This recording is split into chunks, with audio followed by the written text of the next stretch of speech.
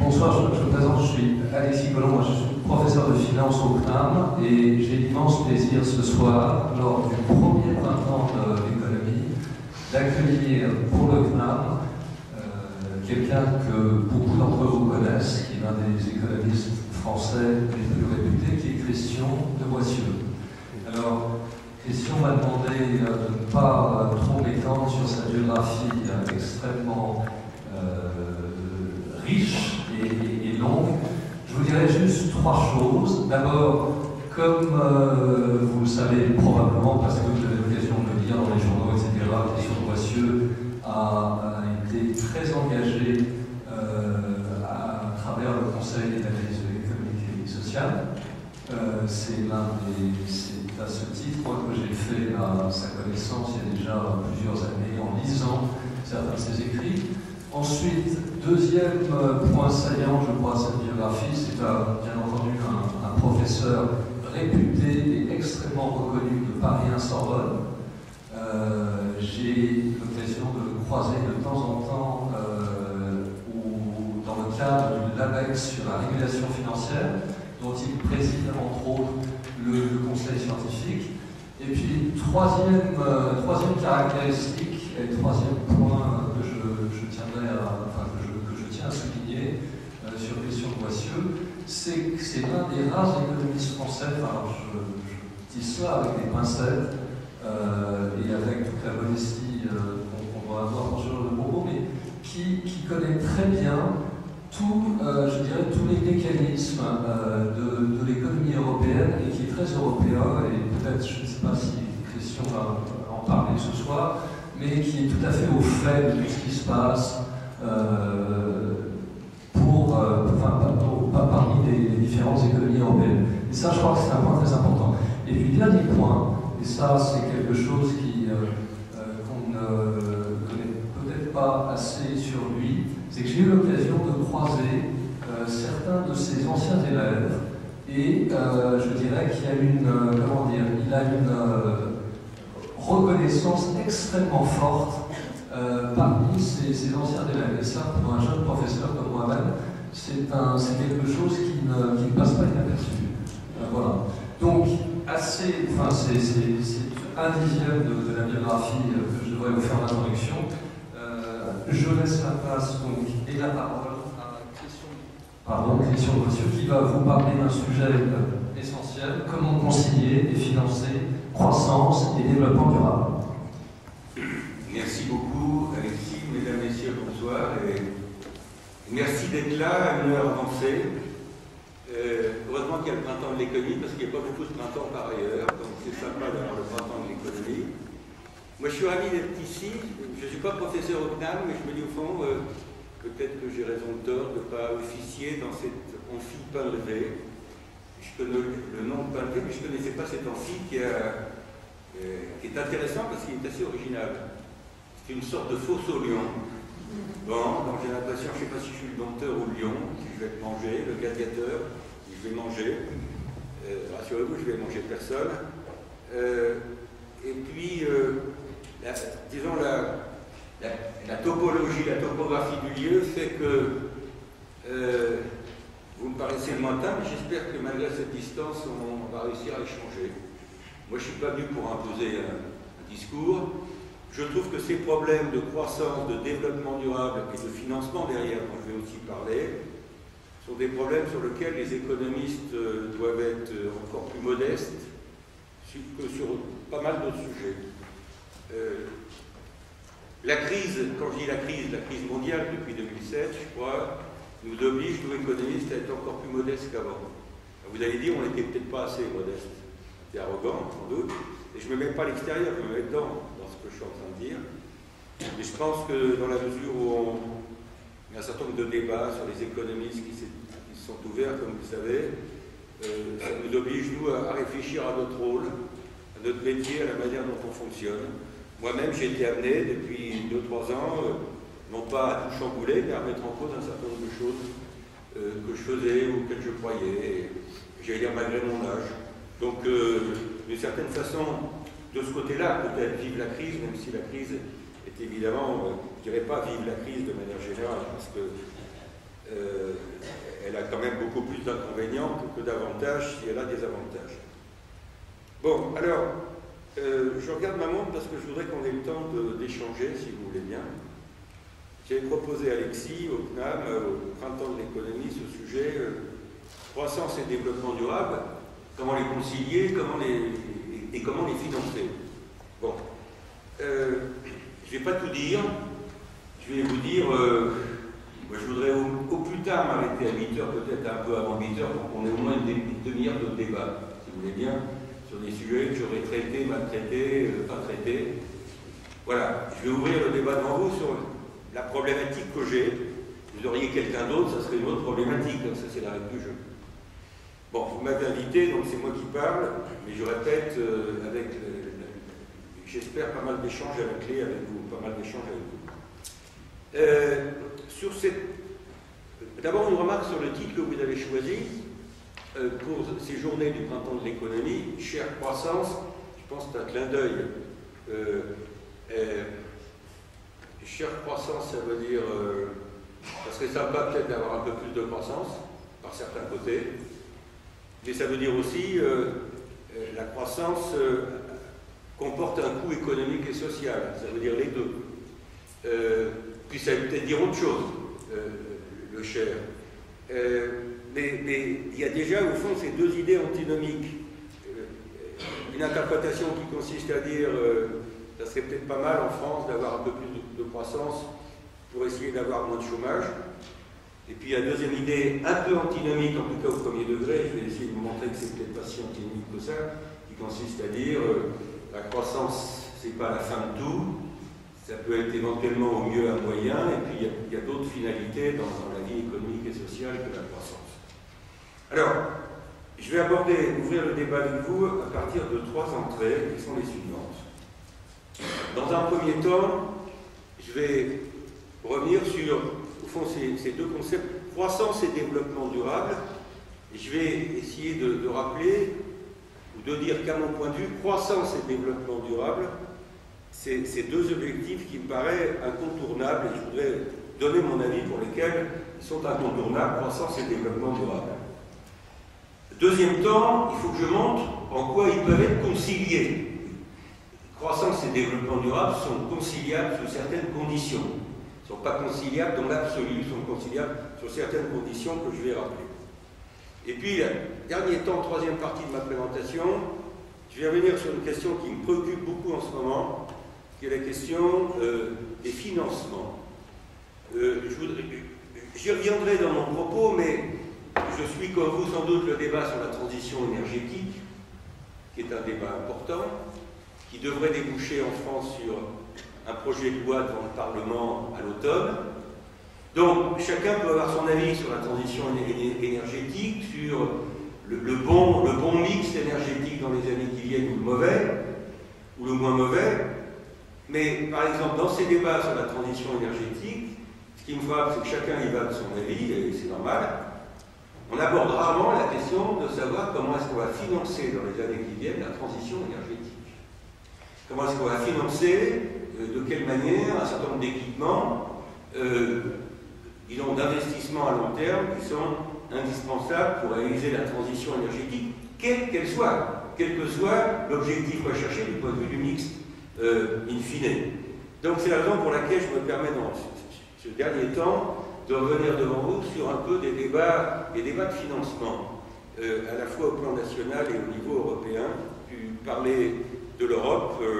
L'Europe, elle est évidemment dans le sujet, en toile de fond, j'en parlerai un peu, j'en parlerai peut-être pas assez, et si j'en parle pas assez, on y reviendra. Bon, premier point, croissance et développement durable, pour moi, deux objectifs qui me paraissent incontournables pour les années qui viennent. Alors, premier aspect qui est évidemment discutable, mais moi je donne mon point de vue et chacun peut avoir le sien. Moi je crois que la croissance dans nos économies reste nécessaire, même si elle n'a pas de désavantages. C'est-à-dire que quand je fais une analyse coût-avantage aujourd'hui de passer ou de retrouver une croissance plus rapide, n'oubliez pas qu'en France aujourd'hui on est à zéro. On est à zéro de croissance. je ne vais pas raffiner sur le chiffre après la virgule, est-ce qu'on va avoir en 2013 0,1 ou 0,2, peu importe, on est à 0, compte tenu du degré d'incertitude. On n'est pas encore en récession, on y sera peut-être. Bon, on est donc dans un contexte où la France, du point de vue de la croissance, est à 0. La zone euro, en moyenne, en 2013, va être à moins quelque chose, c'est-à-dire en récession, moins 0,5, d'après les dernières prévisions, je crois, de l'OCDE ou de la Commission européenne. Et l'Union européenne des 27 est aussi probablement en 2013 à moins quelque chose. Alors, moi, les raisons pour lesquelles je ne fais pas une croix sur l'objectif de croissance, et c'est là où je me sépare des théories de la décroissance. Je respecte totalement les théories et les théoriciens de la décroissance, mais je voudrais vous expliquer en 2 mots pour lesquels je n'y adhère pas. Et chacun défendra ses idées. Moi, personnellement, je ne suis pas l'adepte, en tout cas pour l'instant, des théories de la décroissance. D'abord parce que je constate quand même que nous vivons dans des économies où il y a encore des liens étroits entre le rythme de croissance et la création d'emplois. Et donc, je pense que pour nous, dans un pays comme la France, l'ennemi c'est le chômage, c'est pas ce que je pense, je constate que l'ennemi c'est le chômage. Nous sommes aujourd'hui, au moment où je vous parle, à un taux de chômage en France qui est proche de 11% de la population active. Le chômage des jeunes, c'est-à-dire le chômage des moins de 25 ans, est proche de 25%.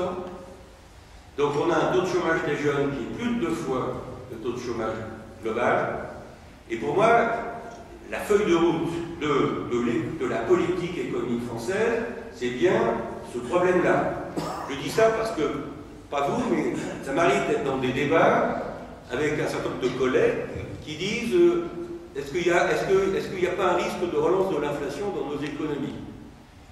Ben, moi, je prétends que l'inflation n'est pas le sujet.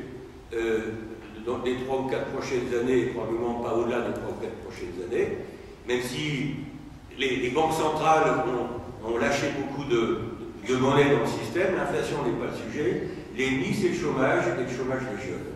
Et donc, si on accepte cette idée que le problème, c'est de faire reculer le chômage, sur 11% de chômage de la population active, vous avez peut-être, je veux dire, 9%, peut-être 10% de chômage structurel, c'est-à-dire de chômage qui ne va pas disparaître du jour au lendemain, et qui mettra du temps à disparaître. Donc, à partir de là, moi, je dis, compte tenu du fait qu'on vit encore dans des économies où il existe un lien entre la croissance économique et les créations d'emplois, je ne vois pas pour l'instant d'autre manière de faire reculer le chômage en général et le chômage des jeunes que de compter sur un rebond de la croissance.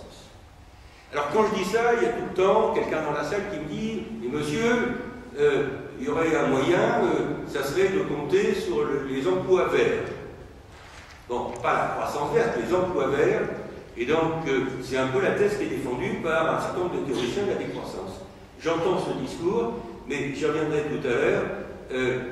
Je vous rappelle qu'au moment du Grenelle de l'environnement en 2009, on escomptait 600 000 créations d'emplois d'ici 2020 en liaison avec la croissance verte, et que par-delà l'alternance, et là, ce n'est pas un problème de droite ou de gauche, c'est un problème beaucoup plus profond, beaucoup plus large, ça va être extrêmement difficile de respecter cet objectif de 600 000 emplois dans l'économie verte ou dans la croissance verte d'ici 2020. Quand vous regardez les évolutions d'emplois en liaison avec un certain nombre d'énergies renouvelables et d'autres réformes, ça va être compliqué. Donc, moi, là, excusez-moi d'être classique, je pense que si on veut, en France, qui est quand même le problème central, faire reculer le chômage et faire reculer le chômage des jeunes, je ne vois pas d'autres solutions, en tout cas dans les 3 ou 4 années qui viennent. Dans 20 ans, j'en sais rien, mais je parle des 3 ou 4 années qui viennent. Je ne vois pas d'autre solution que d'essayer de regagner de la croissance, de retrouver une croissance positive. Bon, je vous rappelle d'ailleurs que, ça c'est pas mon avis, ce sont des éléments qui sont à peu près objectifs, que compte tenu de l'évolution de la population active en France, on estime qu'il faudrait une croissance d'au moins 1,3 ou 1,5% par an pour commencer à stabiliser le chômage. et être plutôt à 2% en rythme annuel pour le faire reculer. Donc à 0%, on en est loin, à 0%, on en est loin, et donc on est dans ce contexte. Si vous trouvez, vous, et moi je suis prêt à entendre ce discours, une manière d'échapper à cette liaison entre croissance et création d'emplois, je prends ça. Mais pour l'instant, je n'ai pas trouvé la recette miracle pour échapper à ce lien. Donc si on veut faire reculer le chômage, faut retrouver une croissance et essayer de gagner 1 ou 2 points de croissance. Facile à dire, difficile à faire. J'y viendrai tout à l'heure sur la question du comment. Bon, une deuxième raison pour laquelle je pense que la croissance reste pour les années qui viennent, je ne dis pas pour l'éternité, je dis pour les années qui viennent incontournable, c'est que je pense que c'est beaucoup plus facile d'aborder la question centrale des inégalités et de la redistribution dans une économie qui a un peu de croissance que dans une économie qui a 0% de croissance. Quand vous traitez les problèmes de répartition, de redistribution avec 0% de croissance, vous êtes clairement dans un jeu à somme nulle. Clairement dans un jeu à somme nulle, où ce que les uns gagnent, les autres le perdent. Bon, quand vous abordez les problèmes de réduction des inégalités à travers la politique fiscale ou d'autres instruments, les questions de redistribution dans une économie qui a 2 ou 3% de croissance, disons, vous pouvez être dans une logique, j'allais dire, moins frontale, moins d'affrontement, où certes vous allez opérer la redistribution, il va y avoir des gagnants et des perdants, c'est l'optique de la redistribution, mais les perdants, en quelque sorte, vont être au moins des perdants relatifs, pas toujours des perdants absolus. Et je pense que c'est plus facile d'aborder les problèmes de redistribution avec un peu de croissance que sans croissance. Voilà au moins 2 facteurs, 2 raisons pour lesquelles, moi, je pense encore aujourd'hui que retrouver la croissance, c'est indispensable pour les raisons que j'ai expliquées, en particulier pour faire reculer le chômage structurel, dont le chômage des jeunes, dans notre pays et en Europe. Parce que ce que je dis pour la France est vrai aussi pour l'Europe. Je veux dire, on donne toujours l'Allemagne en exemple. Quelle va être la croissance allemande en 2013? 0,5%. Alors, c'est au-dessus de nous. Nous, on va être à 0 ou 0,1. Mais 0,5% de croissance pour l'Allemagne, je veux dire, c'est pas le miracle. C'est pas le miracle allemand.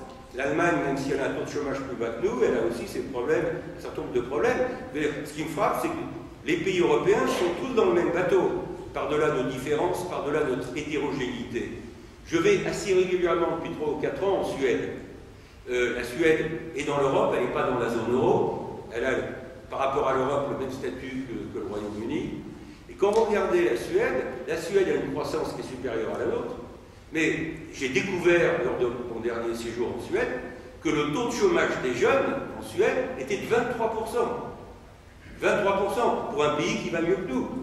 Bon, c'est-à-dire pratiquement le chiffre français de 24, certes inférieur au chiffre espagnol. Le taux de chômage des jeunes en Espagne est à 53-54%, et depuis octobre, on voit des tas de reportages à la télé, des jeunes espagnols qui font leur bagage pour aller s'installer en Amérique latine, où ils ne changent pas toujours de langue. Bon, pour essayer d'aller trouver la croissance et le boulot là où il est. Alors, je n'ai pas parlé des pays émergents, mais allez dire aux pays émergents qu'ils n'ont pas besoin de croissance, allez dire aux pays émergents que la décroissance c'est ce qu'il y a mieux, je pense que vous serez bien reçus. Je veux dire, la Chine, l'Inde, le Brésil, l'Indonésie sont aussi des pays qui ont besoin de croissance pour rattraper leur niveau de vie, y compris par rapport aux pays les plus avancés. Alors, j'ai donné quelques indications dans ces propos, des raisons pour lesquelles, moi je pense que la croissance reste incontournable. Alors, nécessaire, le développement durable, lui, deuxième aspect que je développe dans cette première partie, il est incontournable. Je dois avouer mes erreurs ou mes faiblesses. Bon, péché avoué à moitié pardonné. Quand le concept de développement durable est apparu dans les débats, au début, peut-être parce que j'avais une optique qui était différente, je n'avais pas les biscuits pour profiter de ce concept, au début, je me suis dit, est-ce que c'est un phénomène de mode? Est-ce que le développement durable va durer? Est-ce que le concept de développement durable est durable? J'avais cette question. Bon, aujourd'hui, je pense que la réponse, elle est facile à trouver. Le développement durable est durablement installé dans la problématique sociale et sociétale. Et donc ça, je pense que c'est pour ça que je dis c'est incontournable. Alors, le développement durable, c'est incontournable pour des raisons que vous connaissez, j'ai peut-être pas besoin de vous rappeler des évidences. C'est incontournable, d'abord parce que ça nous oblige, j'allais dire, à penser le long terme dans un contexte où nous sommes beaucoup trop focalisés sur le court terme. Moi, je pense qu'un des principaux apports du concept de développement durable, c'est de nous poser le problème de la solidarité entre générations, laisser à nos descendants cette terre dans un état pas plus mauvais que celui dans lequel nous l'avons trouvé. C'est un peu ça au départ la définition du rapport Brundtland sur le développement durable. C'est le problème de la solidarité entre générations, c'est le problème des éventuelles inégalités ou égalités intergénérationnelles. Et donc c'est pour ça que je dis, le concept de développement durable nous oblige à essayer de penser et d'agir long. Or, ce que je constate, c'est que du point de vue de la politique économique, nous faisons depuis très longtemps du pilotage à vue. Et la crise mondiale à partir de 2007, puis la crise européenne à partir de 2009, ont renforcé ce pilotage à vue, quelle que soit la couleur politique du gouvernement. On va relancer le plan en France à travers un nouveau nom qui va être le commissariat à la stratégie et à la prospective. Tant mieux si le fait de relancer quelque chose qui ressemble à l'ancien plan, en changeant de nom évidemment, commissariat à la stratégie et à la prospective, nous oblige dans le débat social et dans la conception des politiques publiques à essayer d'aller sur le long terme qui est l'optique de développement durable. Bon, il n'y a pas que les marchés financiers qui pensent à court terme. Je veux dire, les politiques publiques aussi pensent à court terme, et les États et les gouvernements, quels qu'ils soient, ont été gagnés, à mon avis, par la myopie ambiante. Ça, c'est le premier facteur qui rend nécessaire, indispensable, incontournable les considérations de développement durable. Un deuxième facteur, à mon avis, qui s'ajoute au précédent, c'est que l'optique du développement durable nous oblige à aller au-delà du PIB. C'est le problème des indicateurs. La question des indicateurs, cette question, comme vous savez, elle est ouverte depuis le rapport Stiglitz-Sen-Fitoussi, la question des indicateurs au-delà du PIB. Alors, je voudrais vous livrer une expérience dont j'ai eu à connaître quand j'étais président du Conseil d'analyse économique. On se trouve en 2010, il y a 2 ans et demi, on se trouve en 2010, et le rapport Stiglitz-Sen, au-delà du PIB, était sorti depuis quelques mois. Il y avait des pistes assez intéressantes dans le rapport Stiglitz-Sen, aussi, mais même s'il y avait des pistes, il n'y avait pas vraiment d'indicateurs qui avaient été proposés pour mesurer, je ne sais pas s'il faut dire le bonheur, la qualité, la soutenabilité d'un certain nombre d'évolutions. Et à ce moment-là, le gouvernement de l'époque a lancé un projet pour essayer de décliner de manière concrète le rapport Stiglitz-Sen par des indicateurs. Et il y a eu un projet franco-allemand qui a été mis en place en 2009-2010 à la demande de Mme Merkel et du président Sarkozy à l'époque pour dire, voilà, il faut que les économistes français et allemands travaillent ensemble pour proposer un certain nombre d'indicateurs pour mettre en œuvre concrètement le rapport Stiglitz-Sen.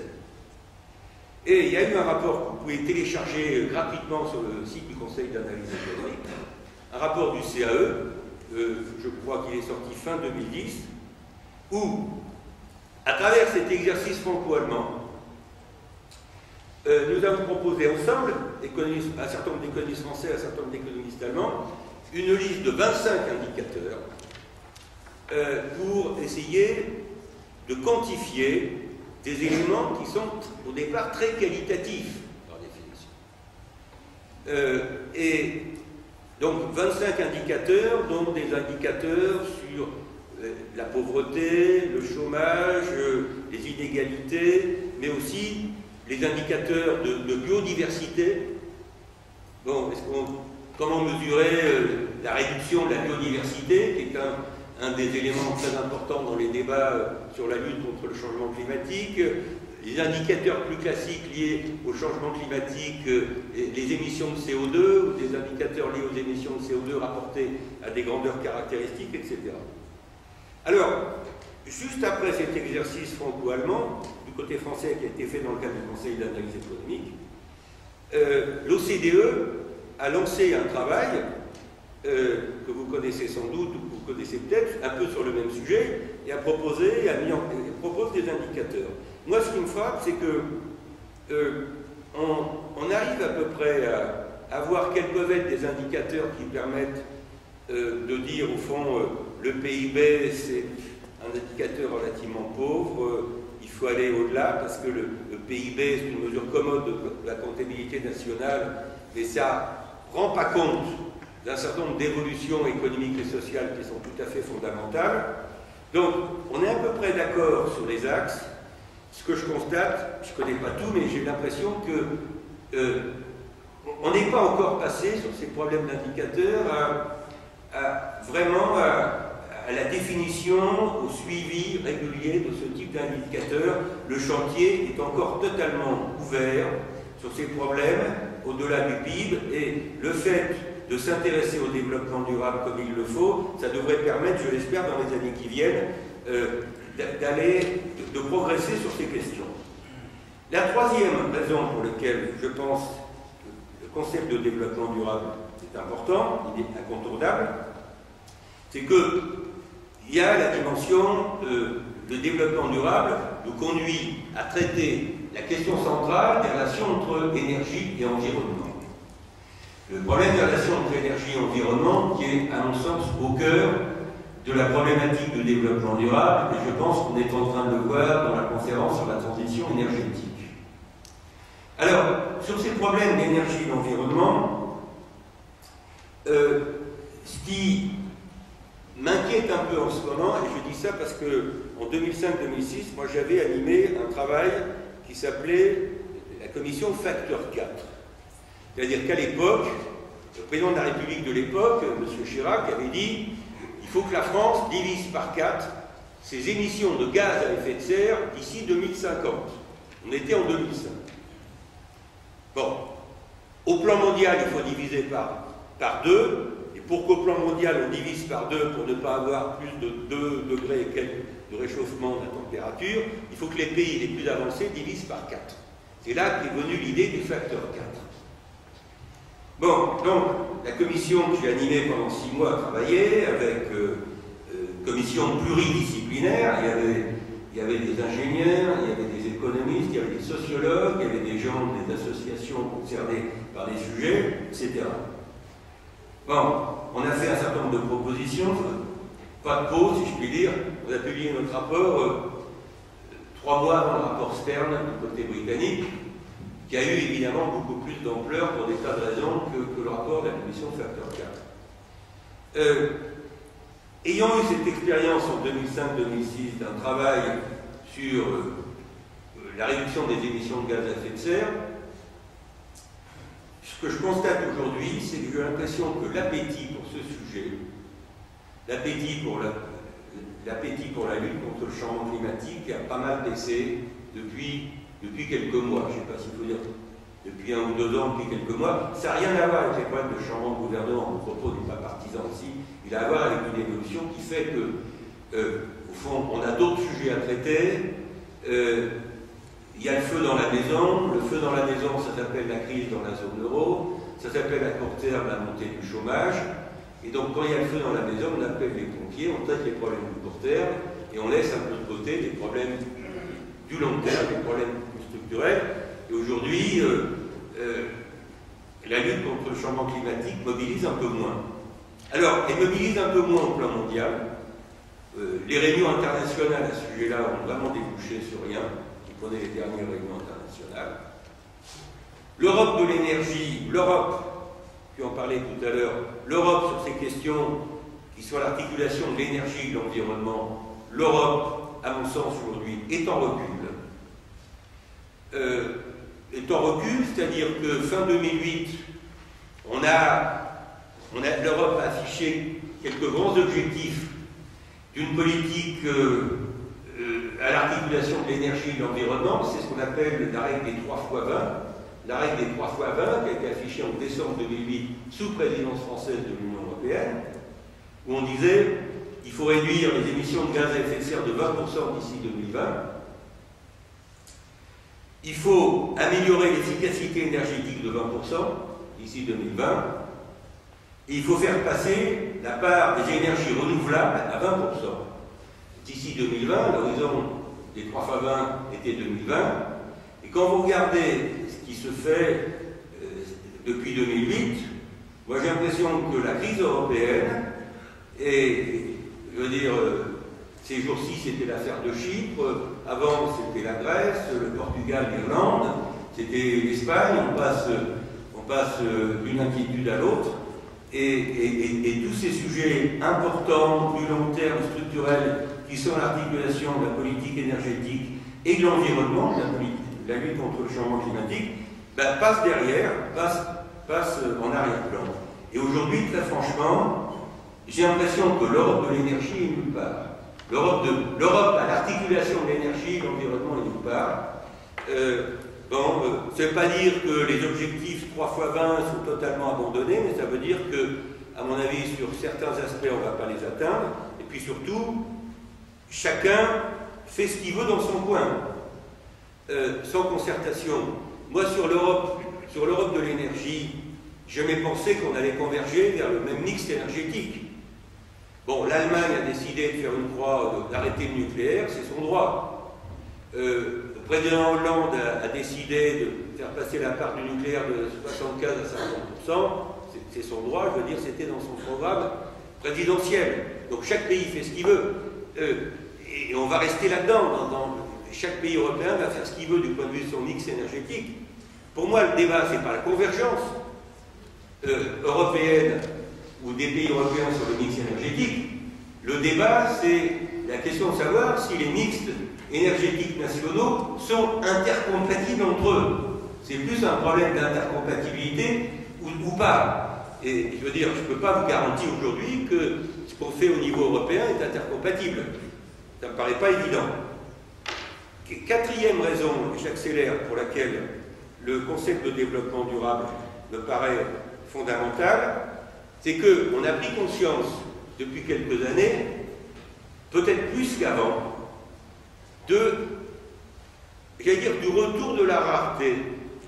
On n'a jamais abandonné la rareté. La rareté, elle est au cœur de la réflexion économique.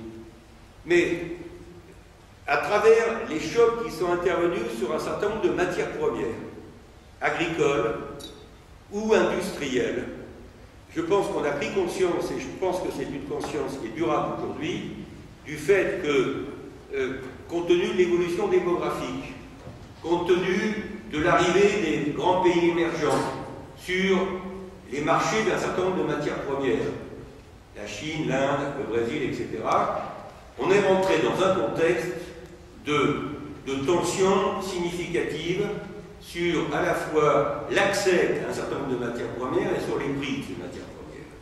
Alors je vous parle, au moment où le titre d'un journal économique de ce matin, je crois dans les Échos, pour ne pas les citer, il y a un article qui parle de la baisse des prix de certaines céréales. Mais ça, c'est un problème de court terme. Moi, ce qui m'intéresse, c'est la tendance. Ce n'est pas l'évolution des prochaines semaines, c'est la tendance. Et la tendance, sur un certain nombre de matières premières, elle est clairement à la hausse. Alors, ceux qui nous promettaient la fin du pétrole, ou la fin du gaz, le peak oil, le peak gaz, ont été conduits à retarder les échéances. Aujourd'hui, compte tenu du fait que l'accès à des nouvelles technologies peut déplacer les seuils, on est dans un contexte où on parle moins du peak oil ou du peak gaz, c'est-à-dire des contraintes physiques sur l'accès à un certain nombre de matières premières. Et quoi qu'il en soit, je pense que dans les consciences économiques et sociales, le retour de la contrainte de rareté qu'on avait peut-être eu tendance à oublier un peu, oblige à penser développement durable, parce que le développement durable, c'est aussi la gestion de la rareté dans la durée. La gestion de la rareté dans la durée, en particulier la gestion de la rareté des matières premières, qu'elles soient agricoles ou industrielles.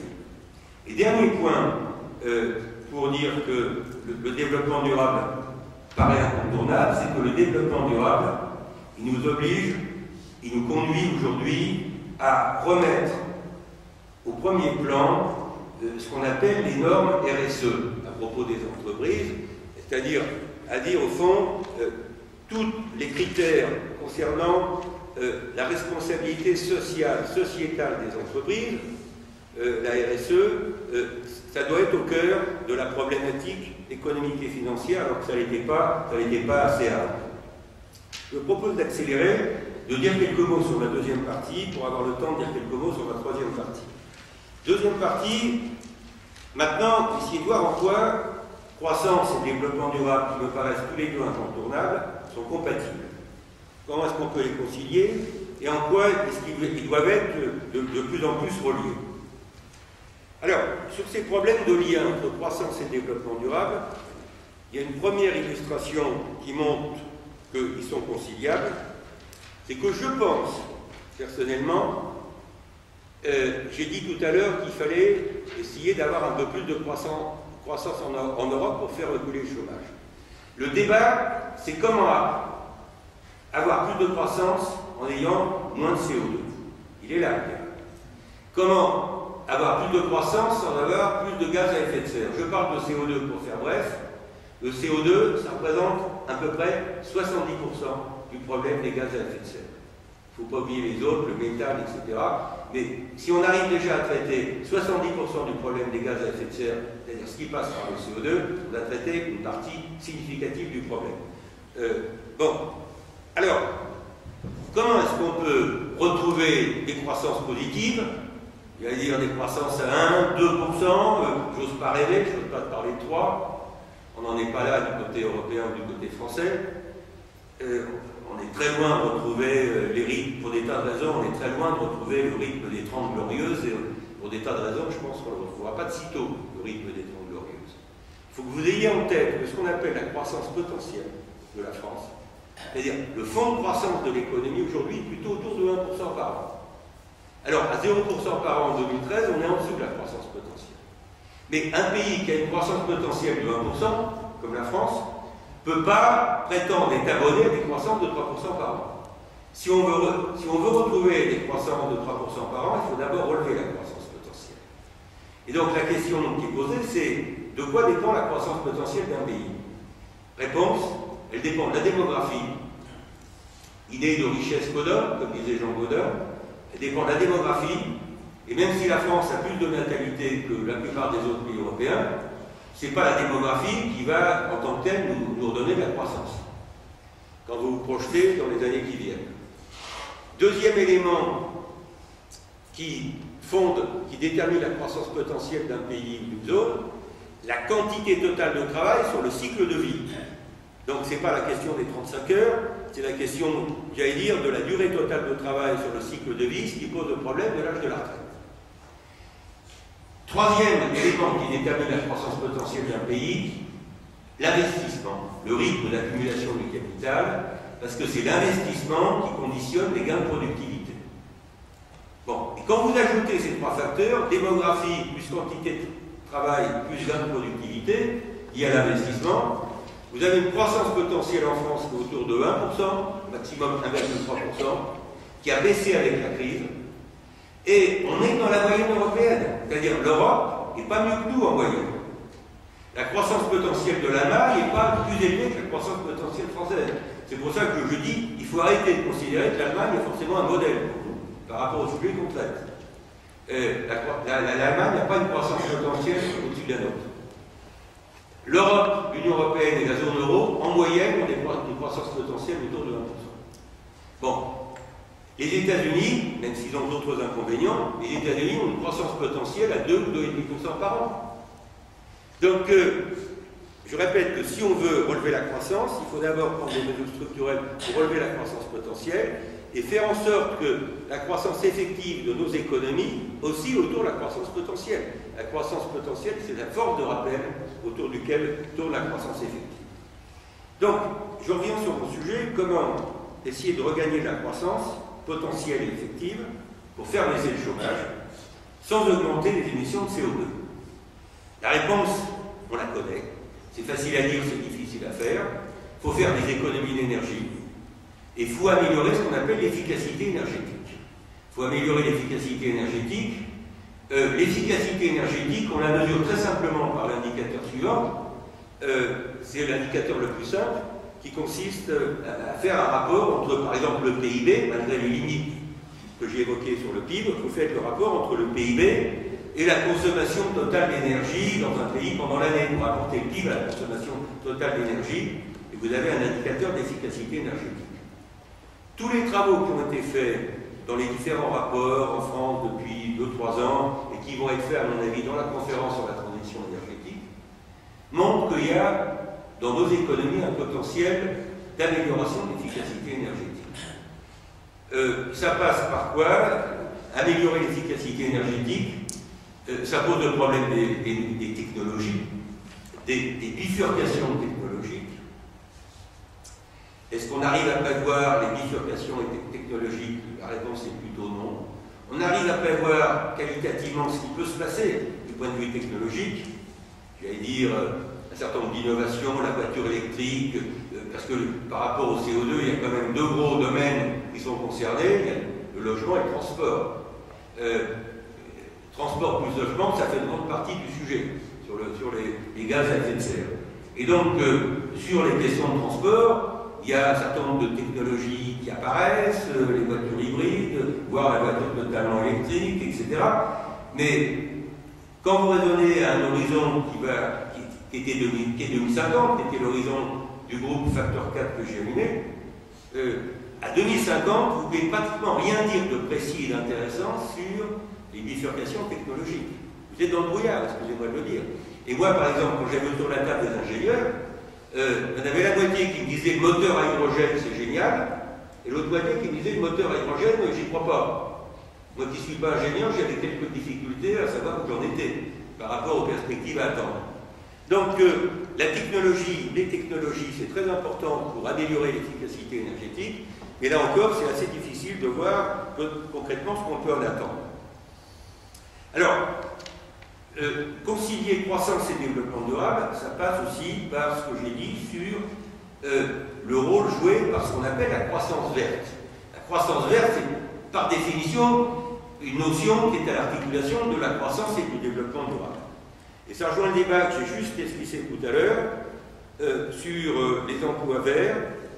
Je pense qu'il y a un potentiel, mais je pense qu'il est très difficile à chiffrer, ce potentiel, la croissance sur les emplois verts.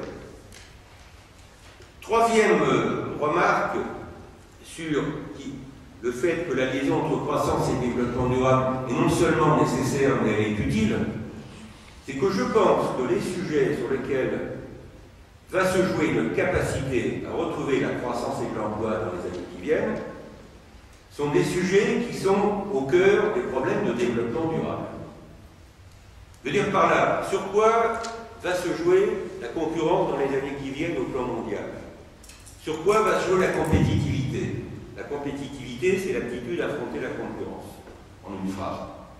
J'appelle compétitivité l'aptitude à affronter la concurrence. Eh bien, ça va jouer sur des sujets qui sont relativement bien identifiés et qui s'appellent l'innovation. L'innovation. Tout ce qui est recherche, développement, innovation, c'est au cœur des défis à relever pour retrouver la croissance dans les années qui viennent. Et pour moi, R&D innovation, c'est également au cœur du développement durable. L'éducation. L'éducation, c'est central pour retrouver la croissance, et c'est, pour moi, l'éducation, l'économie du savoir, c'est au cœur du concept de développement durable. C'est du long terme, c'est du qualitatif, mais avec des conséquences quantitatives évidentes.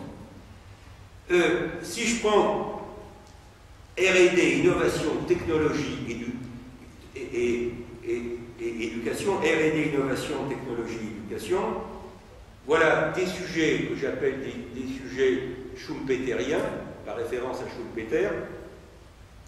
Il me semble, je ne peux pas le prouver par Gusbel, il me semble qu'on est rentré dans un monde où Schumpeter va devenir l'économiste de référence, quelle que soit la couleur politique de celui qui fait de l'économie. Je veux dire par là que, même si il faut rester keynésien sur certains sujets, sur certains points, Keynes, il a prétendu se préoccuper des problèmes de régulation de la demande à court terme. Keynes, il n'a rien dit d'intéressant, ce n'était pas son sujet, sur les problèmes de compétitivité de l'offre. Il n'a rien dit là-dessus. Sur les problèmes de compétitivité de l'offre, de concurrence au plan mondial entre nous, les pays émergents, les États-Unis, etc., sur les défis à relever pour retrouver la croissance tout en allant dans le sens des objectifs et des contraintes du développement durable, il me semble que les sujets que j'ai évoqués, R&D, innovation, R&D, innovation, c'est clairement des sujets posés par Schumpeter au début du XXe siècle, dans ses différents bouquins, dans ses différentes analyses, auxquels je rajoute des sujets auxquels Schumpeter s'est moins intéressé, l'éducation, etc. Et alors, sur ces problèmes-là, moi j'ai une expérience, je ne veux pas faire que de l'abstrait, surtout pas, mais il se trouve que j'étais membre de la commission du Grand Emprunt, la commission Rocard-Juppé, Juppé-Rocard, qui s'est réunie pendant quelques mois. L'avantage d'une commission qui travaille pendant 3 mois et pas pendant 1 an. On est obligé en 3 mois de déboucher sur des choses. Et on peut discuter de avantages et inconvénients de la formule du Grand Emprunt.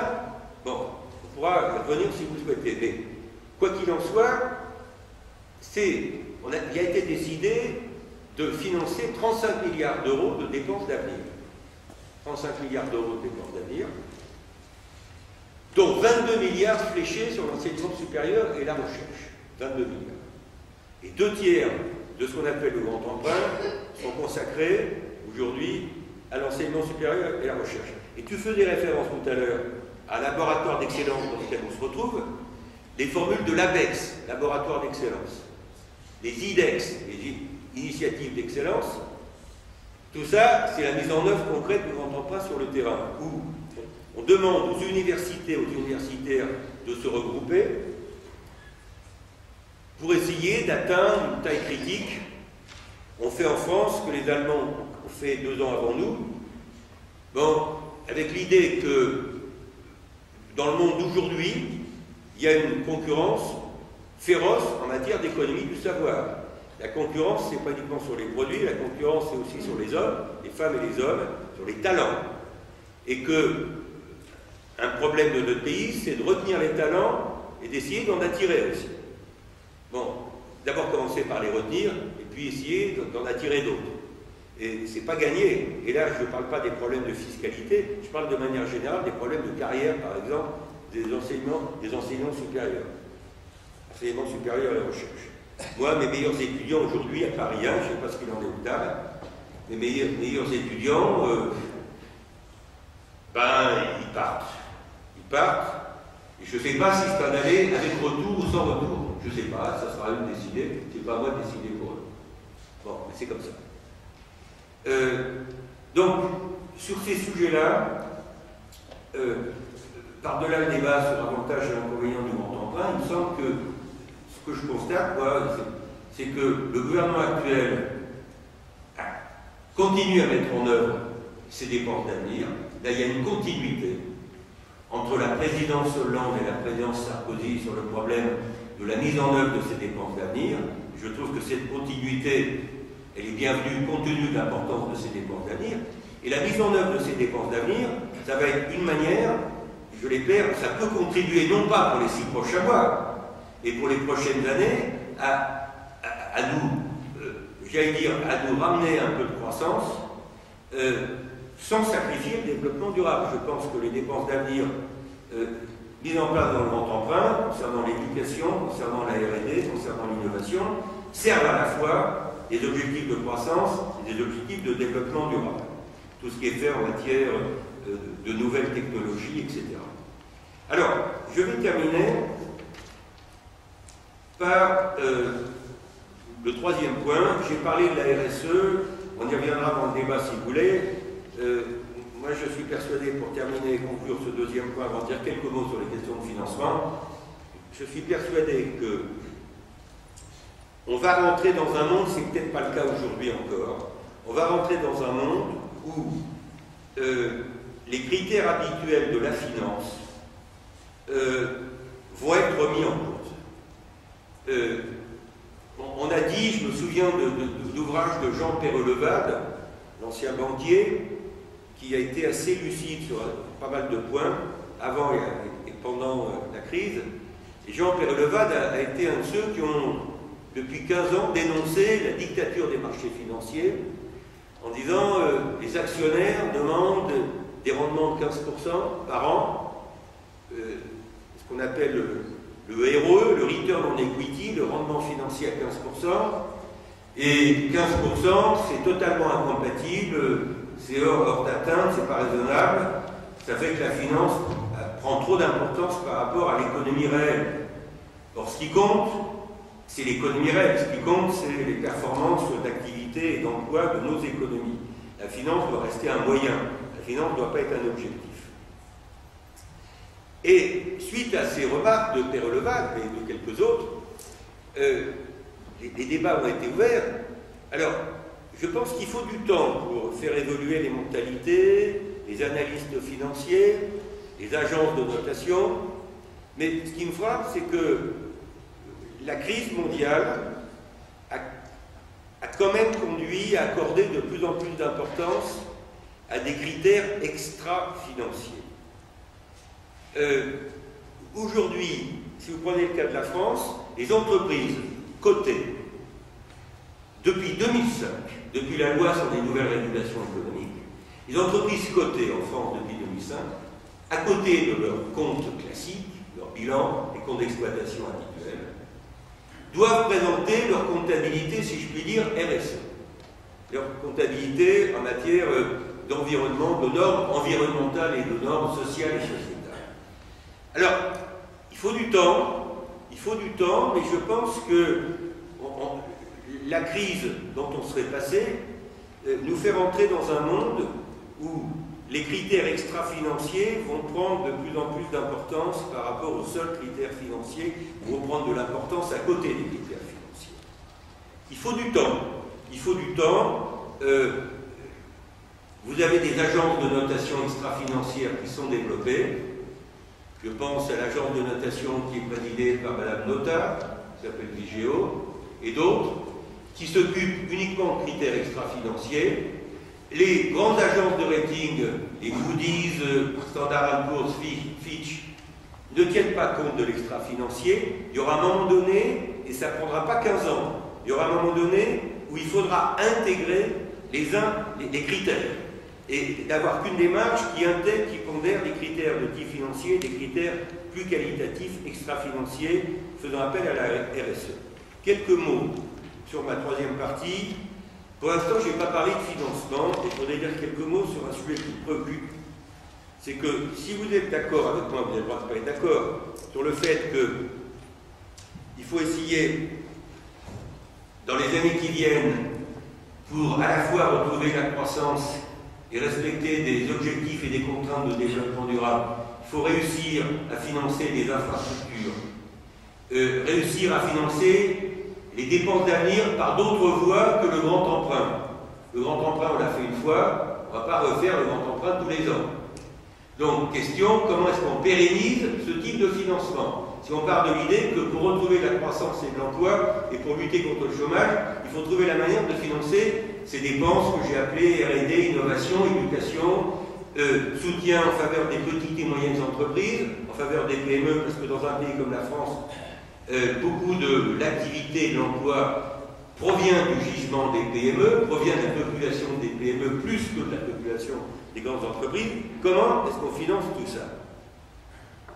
Comment financer la transition énergétique que j'évoquais en introduction?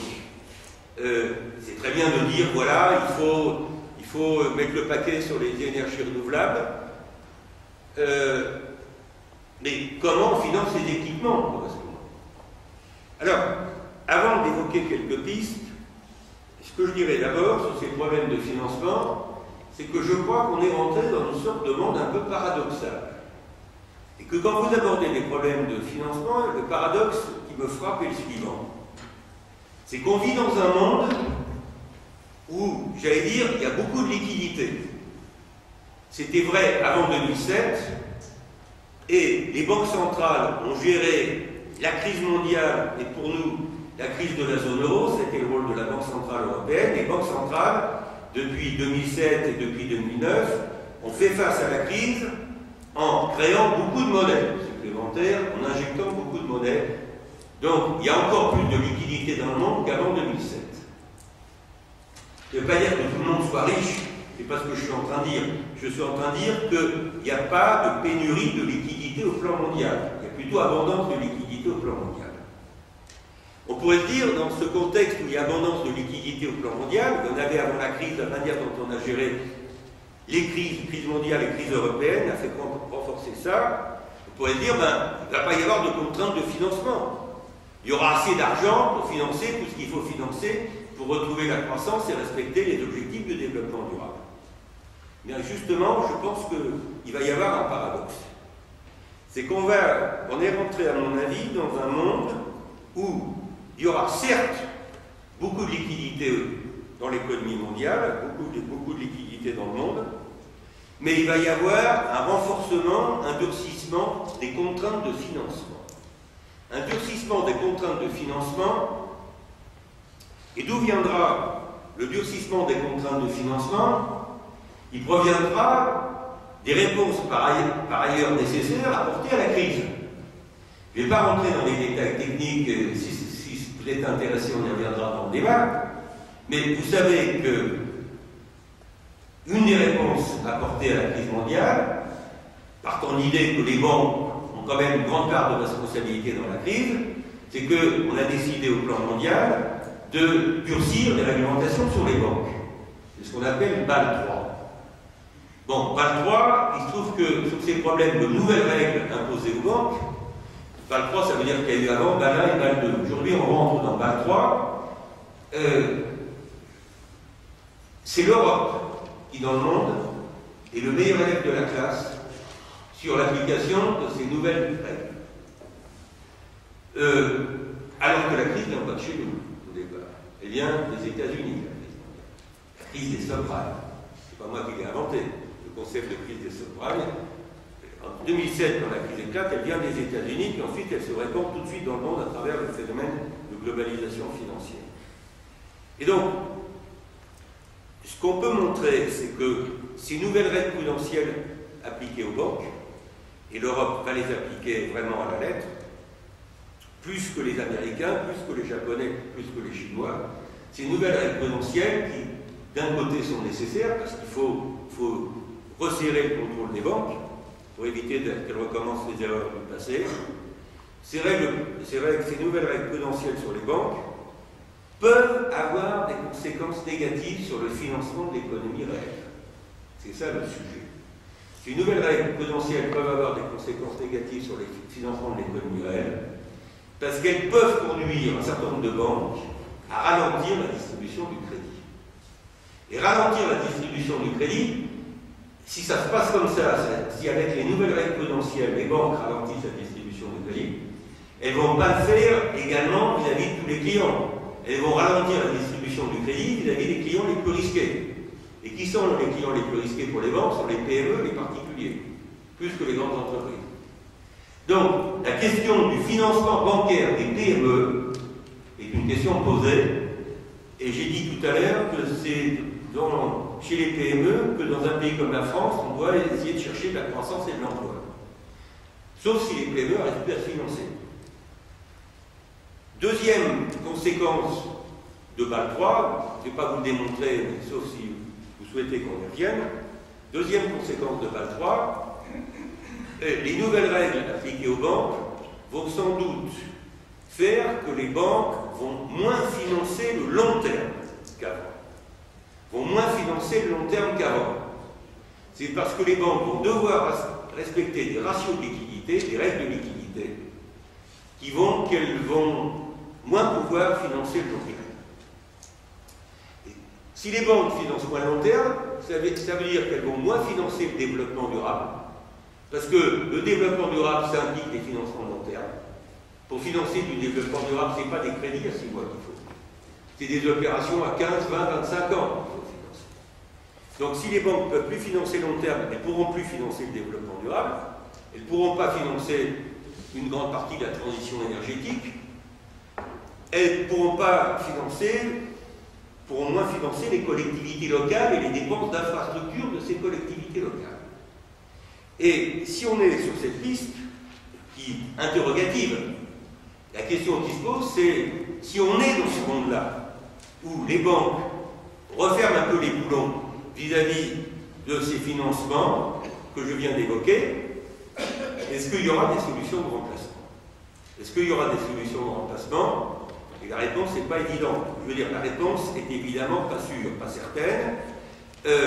Si les banques financent moins la transition énergétique, le développement durable, un certain nombre de dépenses d'infrastructure, ce que j'ai appelé les dépenses d'avenir tout à l'heure, la R&D, l'innovation, le financement des PME, est-ce que les marchés financiers vont prendre le relais? Pas évident du tout. Donc, qu'est-ce qu'il y aura comme solution de substitution? Certains disent il y aura des fonds d'investissement qui vont venir financer tout ça, ce qu'on appelle en anglais le private equity. Le private equity, en français, ça se traduit par capital investissement. Le capital investissement, c'est quoi? Ce sont des fonds qui financent en fonds propres des sociétés non cotées sur le marché. Le capital investissement, c'est le financement en fonds propres, c'est-à-dire en haut de bilan, des entreprises non cotées en bourse. Donc, les entreprises non cotées en bourse, ça vise surtout la population des PME. Bon, mais il n'y a rien de mécanique dans tout ça. C'est pas parce que les banques accorderaient moins de crédit que la nature ayant horreur du vide, il y aurait tout de suite une solution de substitution qui apparaît.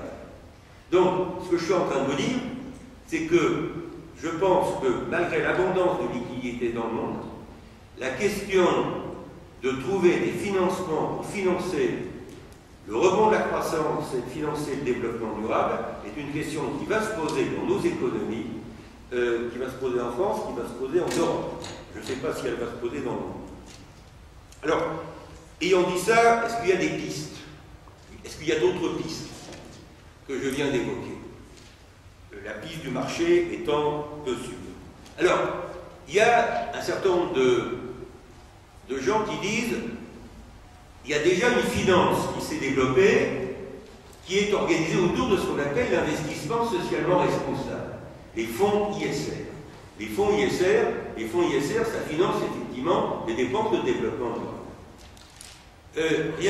Pas plus tard que cet après-midi, et pas parce que je faisais cette conférence ce soir, il se trouve que, hasard du calendrier, j'ai fait travailler un peu mes étudiants à Paris 1 sur des problèmes ISR, et ils m'ont cité des chiffres que j'avais plus en tête et qui m'ont impressionné.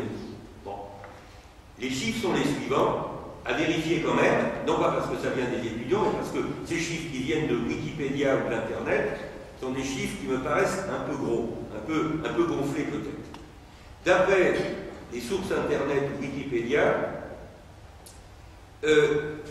les fonds ISR en Europe représenteraient aujourd'hui un peu plus de 5 000 milliards d'euros. Moi, intuitivement, je pensais qu'on était nettement en dessous. Mais tant mieux si on est à 5 000 milliards d'euros pour l'Europe. Et au niveau français, les fonds ISR, et chaque banque aujourd'hui propose à sa clientèle de souscrire des fonds ISR, des fonds d'investissement socialement responsable. En France, pour la France, l'encours des fonds ISR ou de la finance durable, en quelque sorte la finance ISR, représenterait à peu près 110 ou 120 milliards d'euros pour la seule France, sur les 5 000 milliards d'euros. Bon, je vous donne ces chiffres, ça veut dire que c'est récent et que ça se développe relativement vite, c'est une piste. Et ça peut se développer, on peut peut-être voir s'il y a manière de développer la finance durable, les fonds ISR, à travers un certain nombre d'incitations. Alors, j'ose pas trop parler d'incitation fiscale au moment où on n'a pas beaucoup de marge de manœuvre du côté des déficits publics. C'est peut-être pas le moment de recréer 36 niches fiscales. Bon. Alors, il y a une autre piste à laquelle je pense, moi, qui est plus large, qui consiste à dire, au fond, l'Europe n'a pas de croissance, Elle est en récession, globalement, la France est à 0. L'année prochaine, la France, en 2014, aura une croissance autour de 1%, ce qui est insuffisant pour stabiliser le chômage, d'après les chiffres que j'ai donnés, même si on met en place des nouveaux contrats. Mais on a un atout qu'on n'utilise pas suffisamment, c'est qu'on a de l'épargne. La France, les ménages français, ils épargnent. Ils épargnent en moyenne 16%. 16% de leur revenu après impôt. Et l'épargne privée a baissé dans la plupart des pays européens autour de nous. Elle reste élevée en Allemagne, l'épargne des ménages, mais elle a baissé aussi parce que dans un certain nombre de pays touchés par la crise, baisser son épargne, c'est une manière de maintenir sa consommation. La baisse de l'épargne permet dans certains pays, je vais dire en Grèce, au Portugal, dans des pays dans lesquels vous avez des baisses de revenus, d'essayer de maintenir un peu de consommation. On mord sur son épargne. Bon, chez nous, l'épargne, elle a plutôt monté avec la crise. On a même atteint, il y a un an, 17% de taux d'épargne des ménages français en moyenne. Ça ne veut pas dire que tout le monde soit à 17%, c'est un chiffre moyen. On est aujourd'hui autour de 16% d'après les chiffres de l'INSEE. La question qui m'intéresse par rapport à mon sujet de financement des dépenses d'avenir, c'est à quoi sert cette épargne? Aujourd'hui, elle sert à alimenter des placements en assurance vie. Bon, pourquoi pas. Elle est donc recueillie par les compagnies d'assurance qui, derrière, vont acheter des obligations d'État, qui ne viennent pas nécessairement financer l'économie réelle. Bon, donc le circuit en cause n'est pas nécessairement très intéressant par rapport au problème de financement de l'économie réelle. Une partie importante de l'épargne des ménages, elle est investie dans l'immobilier, directement ou à travers des produits financiers liés à l'immobilier. Ce qu'il faudrait essayer de faire, à mon avis, du côté français, et on peut le faire au niveau européen aussi, ça serait d'essayer d'attirer un peu plus de cette épargne qui est là, pour financer les dépenses d'avenir. Essayer de récupérer, non pas les 16%, mais un pourcentage un peu plus important de ces 16%, pour financer, j'allais dire, l'investissement productif, pour financer la R&D, l'innovation, pour financer les infrastructures, voire pour financer, j'allais dire, certaines dépenses liées à l'éducation, que sais-je, pour financer les PME. J'ai insisté sur le financement des PME tout à l'heure. Et je n'ai pas encore lu le rapport de Karine Berger, qui est présenté à l'Assemblée nationale sur le problème de l'épargne à long terme en France, et qui rejoint le sujet que je suis en train d'évoquer. Comment avoir plus d'épargne à long terme en France, et comment attirer une partie plus importante de l'épargne des Français vers ces placements longs, parce que les investissements dont il s'agit, développement durable, etc., sont des investissements à long terme. Ça pose deux problèmes, ça pose deux types de problèmes. Si on veut faire une politique un peu plus active de l'épargne, il ne s'agit pas d'augmenter l'épargne. Moi, je reste keynésien, je pense que la consommation est indispensable. Donc, je ne suis pas en train de vous dire qu'il faut que les Français épargnent plus. 16%, c'est suffisant. Je suis en train de vous dire qu'il faut faire une politique de qualité de l'épargne. Ce n'est pas une politique de quantité.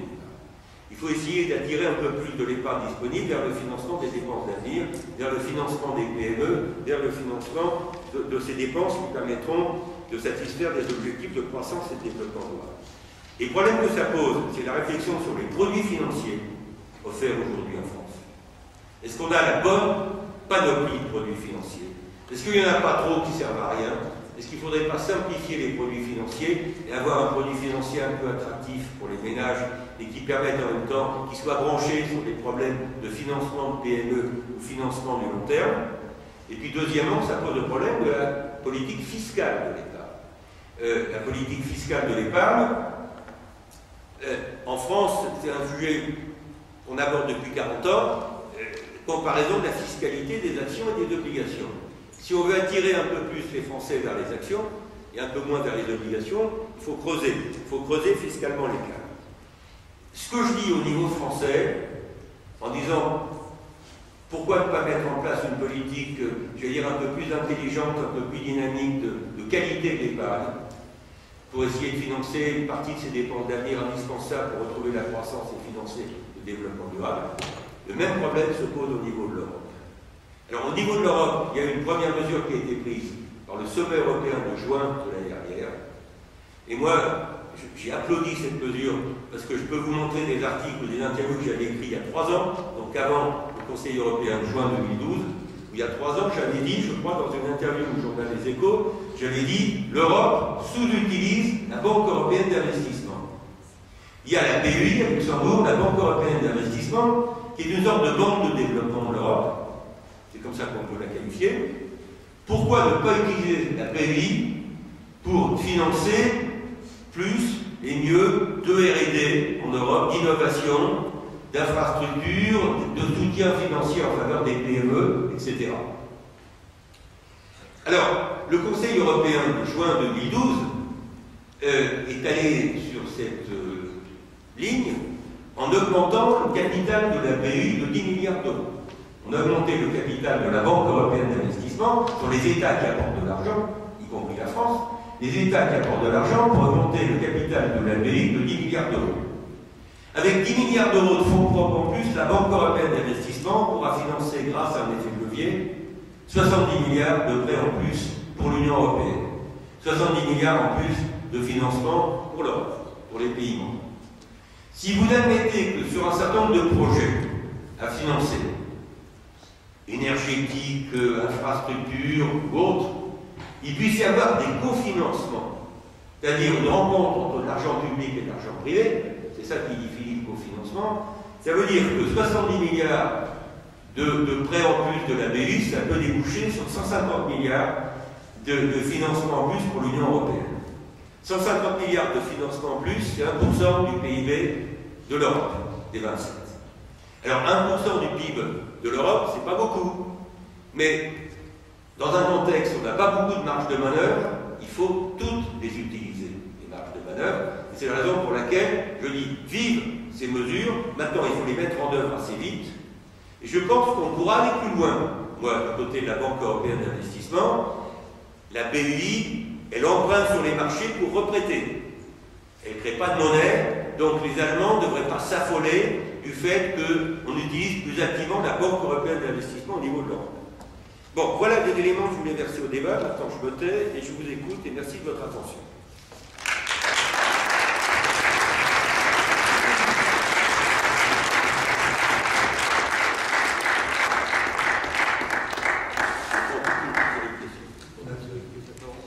On va prendre donc toute une série de questions. Qui veut ouvrir? Monsieur? Non, vous. Il y a des théories économiques qui disent qu'à partir de 90% de dette par rapport au PIB, et la France vient juste d'atteindre en 2012 ce taux, la croissance ne peut pas repartir. Elle est en quelque sorte étouffée dans l'œuf. Tous les moteurs de la croissance, notamment les exportations, nous avons beaucoup parlé, ils sont finalement éteints. Alors, on va encore avoir 4% de déficit de l'État qui va s'ajouter en 2013, on va arriver à 94, c'est une machine infernale. Donc ça prouve que l'État a failli dans sa gestion des biens publics, notamment de l'épargne. Vous avez évoqué l'épargne qui est énorme en France, il suffirait de taxer un taux de 20% de l'épargne en France pour réduire la dette à zéro. Faire de la confiscation de 20% du patrimoine de chacun. Et on résout tous les problèmes. Les riches et les pauvres, pareil. Évidemment, on ne peut pas le faire. Vous proposez des mesures fiscales nouvelles, mais comment un épargnant peut avoir confiance? Un épargnant de la classe moyenne maintenant est taxé à 30% d'IRPP plus 15% CSG. Donc le moindre euro qu'il investira, les riches, sera taxé à la moitié. On ne peut pas créer une nouvelle confiance dans cet état. Merci. Une autre question? Monsieur? Oui, j'ai une question qui porte notamment, non pas sur la banque d'investissement européenne, mais sur la mobilisation des ressources financières en France. C'est-à-dire notamment en laissant de côté le sujet plus ou moins polémique de la banque publique, qui n'est qu'un vaste mécano de ce qui existait déjà, la mobilisation efficiente des ressources qui figurent sur le livret A et sur le LDD, et on va rajouter le compte d'épargne logement, étant ici précisé que pour le financement du logement social, on sait que le livret A est surdimensionné, financement du développement local, on sait que le livret A plus le LDD sont probablement surdimensionnés. Bref, quelles idées, quelles orientations, quelles réflexions pour faire en sorte que ces ressources qui sont extrêmement conséquentes et qui, au surplus, recueillent la confiance des épargnants, pour rejoindre le discours du précédent interlocuteur, soient canalisées de manière tout à fait opérationnelle vers des projets de développement durable, soit dans le logement social, parce qu'il en a besoin, CF, la conférence du CNAM hier sur l'économie quaternaire, ou vers d'autres projets de développement territorial. D'accord. Monsieur. Oui, je voulais rebondir sur l'idée de l'épargne, de mobiliser l'épargne. Je me pose la question par rapport à un certain nombre de nouvelles choses qui sont en train de se passer dans la société, ce qu'on appelle le crowdfunding, ce qu'on pourrait appeler d'une certaine manière en fait le financement mutuel d'investissement. Et on sait aujourd'hui que les sociétés d'assurance mutuelle, les banques mutuelles, etc., recueillent aussi une certaine confiance de la part des épargnants. Et pourrait-on aussi généraliser, créer ces nouveaux outils avec ces nouveaux concepts? Merci.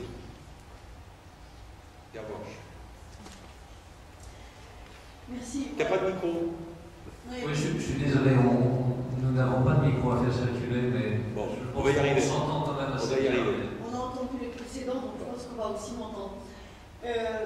Merci de ton intervention. Moi, tu t'en doutes, je vais avoir envie à la fois de mettre un peu plus d'Europe et de contester un peu plus le modèle sur lequel tu te fondes. Parce que, en t'écoutant, on a l'impression qu'au fond, il faut retrouver les mêmes recettes qu'avant. Tu dis, bien sûr, le concept de développement durable, il est utile et on va s'en servir. Mais fondamentalement, il faut repartir de la croissance. Et c'est là que je crois qu'il y a une erreur d'analyse de la nature de la crise dans laquelle nous sommes. Y compris parce que lorsque tu dis les critères non financiers prennent de plus en plus d'importance. À Chypre, ce n'est pas vraiment ce dont j'ai eu l'impression. Et Chypre n'est pas un petit accident. Chypre est une affaire grave du non-fonctionnement de la zone euro, qui fait que toute stratégie de croissance d'un État membre pris individuellement n'a aucune chance de succès si elle n'est pas intégrée dans la logique de l'unité monétaire dans laquelle nous sommes, qui est la question de l'euro.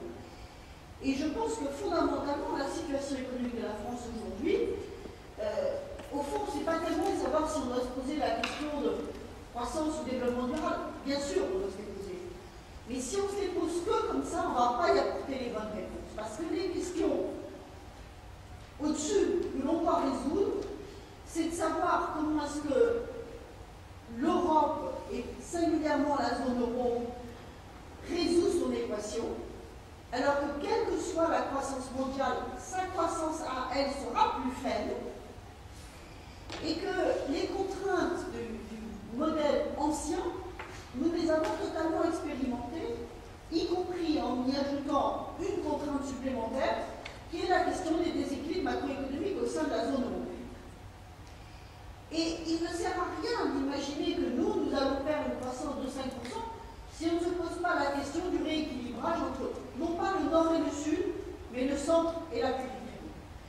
Et un dernier mot sur la croissance. Je ne suis peut-être pas une avocate encore de la décroissance, mais je suis sûre que si on laisse les investisseurs, entre guillemets, aller tout seuls sur leurs cheveux fous, soi-disant pour financer la croissance de demain, ils nous amèneront le même résultat avec du court-termisme. Or, ce court-termisme, il nous a conduit à dire qu'il faut absolument une croissance de 2% pour résoudre les problèmes de l'emploi. C'était faux. Avant la crise, ça ne va pas devenir vrai demain.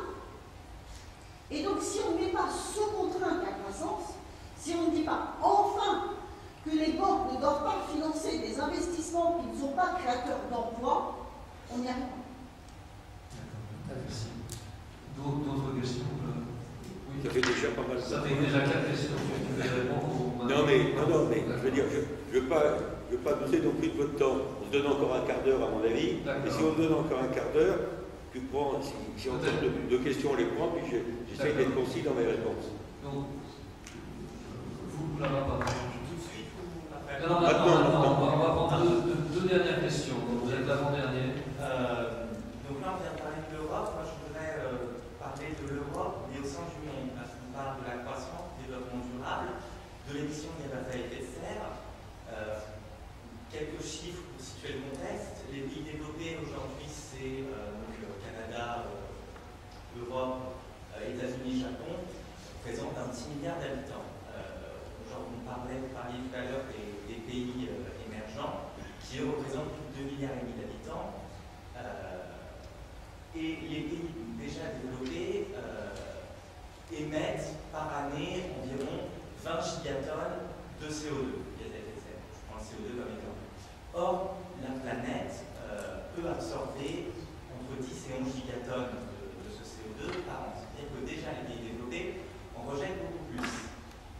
Les pays émergents quoi qu'il se passe de toute façon, qui ont des taux de croissance assez énormes, vont émettre aussi énormément de CO2. On parle dans quelques années de 60 gigatonnes de CO2. Comment l'Europe peut, grâce à son entité économique, éviter que ces pays-là se développent, mais au détriment du développement durable et donc de l'environnement et des êtres humains en général. D'accord.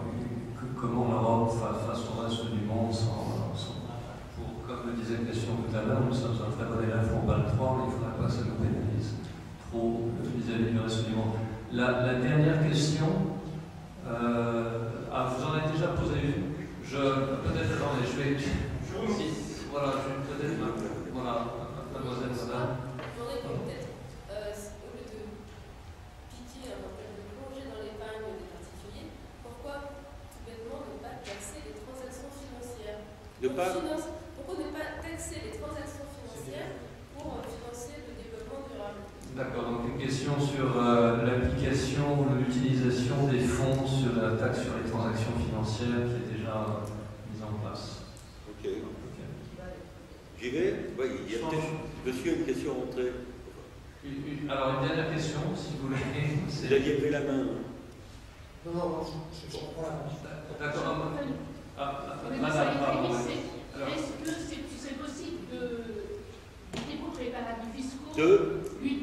paradis fiscaux, ou taxer davantage les firmes multinationales, par exemple, et envisager, par exemple, un impôt pour financer le développement via les firmes multinationales?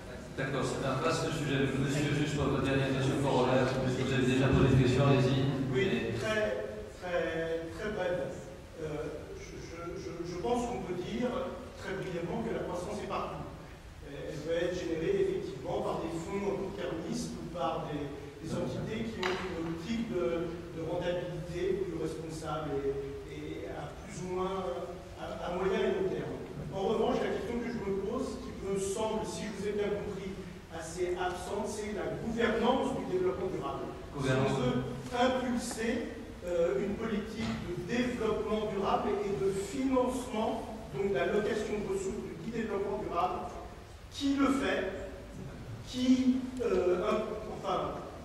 incite les banques, les acteurs économiques, les particuliers, etc., au niveau national et au niveau européen. D'accord, je crois que c'est bon, je vais. Donnez-moi 15 minutes pour répondre à vos questions. C'est le contrat. Sur le seuil de 90%, bon, vous avez deux économistes américains, Rogoff, qui est professeur à Harvard, et Reinhardt et Rogoff, qui ont effectivement écrit des papiers, un bouquin, en montrant cette limite de 90% sur le ratio de dette publique. Moi, je reste un peu sceptique, je n'en fais pas du tout une loi générale, parce qu'il débouche sur ce seuil de 90% que vous avez rappelé en disant qu'il y a un problème quand un pays atteint un ratio de dette publique ou dépasse 90%, en dessous ça va, au-dessus ça va plus. Et c'est un seuil purement empirique. Ce n'est pas un seuil théorique, c'est un seuil empirique qu'ils ont déterminé à la lumière d'un échantillon de crise financière sur un échantillon de pays. Et s'ils avaient travaillé sur d'autres périodes et d'autres pays, ils auraient peut-être trouvé un seuil différent de 90%. Mais ça veut quand même dire qu'il y a une limite. C'est ça qui est au cœur de votre question. Voilà, il y a une limite à partir de trop. Quand est-ce que trop c'est trop? Bon, il y a des limites. C'est vrai pour la dette publique, c'est vrai aussi pour la dette privée. Pervenche, je n'ai pas fait une conférence sur l'Europe. Écoute-moi. Au lieu de laisse ta machine 2 minutes, écoute-moi. Bon, j'ai pas fait une conférence sur l'Europe. Mais j'ai parlé de l'Europe un peu tout le temps. Quand je parle de l'ABI, je parle de l'Europe. Mon propos, c'est pas de retrouver 5% de croissance en France comme si on était autarcique, isolé. J'ai dit, nous sommes tous dans le même bateau. Quand j'ai dit l'Allemagne ne va pas finalement beaucoup mieux que nous du point de vue de la croissance, nous sommes tous dans le même bateau. Et le débat c'est, est-ce que l'Europe, globalement, reste en première division dans les années qui viennent, ou est-ce qu'on tombe en deuxième? Et si on tombe en deuxième, on y tombe tous. Il n'y aura pas l'Allemagne en première et la France en deuxième, compte tenu de l'interdépendance entre nos économies. Bon, donc, mon sujet, c'est pas de faire une conférence sur la crise de la zone euro, ça je sais faire aussi. C'est pas ça mon sujet. Mon sujet, c'est croissance, développement durable et financement, dans lequel j'introduis cette dimension européenne à plusieurs moments, car peut-être pas assez par rapport à toi, j'y viendrai. Et quand je parle de l'ABI, c'est l'Europe, c'est pas la France, l'ABI. Bon, je reviens sur votre question. La confiance, c'était le cœur de votre question. Taxation et confiance. Bon, moi je faisais pas la politique économique de la précédente équipe, malgré mes fonctions au Conseil d'analyse économique, et je fais encore moins la politique économique de l'équipe actuelle. Donc je me sens assez libre pour en parler, de l'ancienne comme de l'actuelle. Disons que vous mettez l'accent sur les problèmes de fiscalité, vous ouvrez d'énormes débats que je n'ai pas le temps d'aborder. Est-ce que c'était ou pas une bonne idée de vouloir aligner la taxation du capital sur la taxation du travail? C'est ça le genre de question qui est posée.